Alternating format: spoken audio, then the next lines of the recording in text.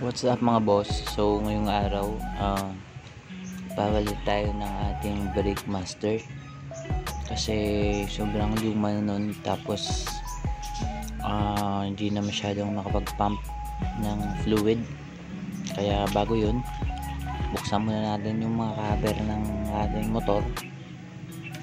Yan, baklasin lang natin to guys. Yan, pagkatapos natin mabaklas, tatanggalin natin yung mismong brake master. May dalawang bolts, ayan dyan, dalawang 8mm bolts yung tatanggalin natin dyan.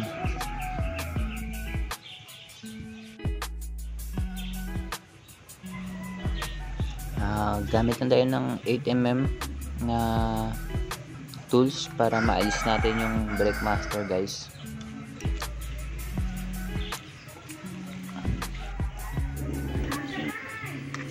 So luwagan na natin guys, counterclockwise yung papihit natin.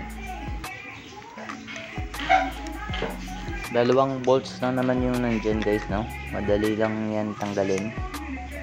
So pati dito sa ilalim luwagan din natin guys.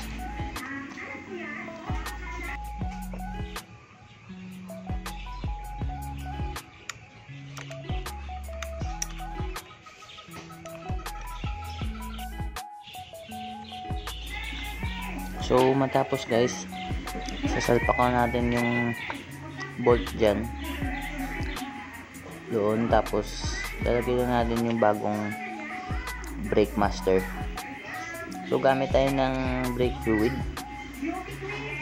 yung recommended dito DOT3 or DOT4. So yan, lagyan na natin bago tayo magsimulang mag bleed guys.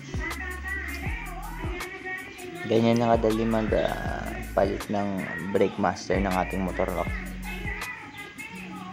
Ayan guys, punuin lang natin kahit kalahati lang muna.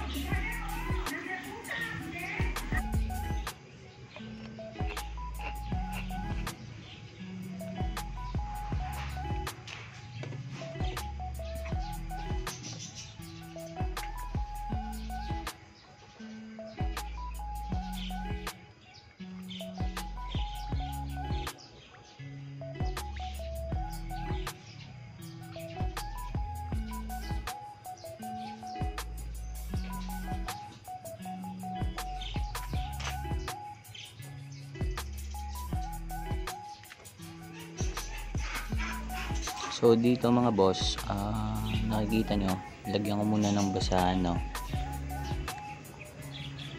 Ayan, para dito muna sa ating maka ng ating motor. Tapos ipump po ng dahan-dahan guys, no? Para lumabas yung hangin, mapapalitan ng brake fluid. Ganyan lang yung principle ng brake master. So pump nyo lang ng dahan-dahan, no? Hanggang sa maubos na, lumabas yung hangin. Tapos mag-pump mo na, naramdam nyo matigas, no? Buksan nyo dito yung needle sa mismong caliper, no?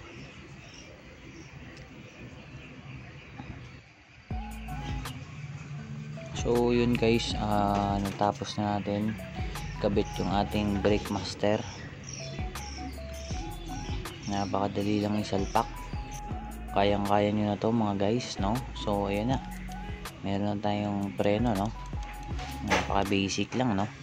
Kayang-kaya nyong gawin sa bahay nyo. So sana nakatulong ang video sa inyo mga boss. Ride safe palagi.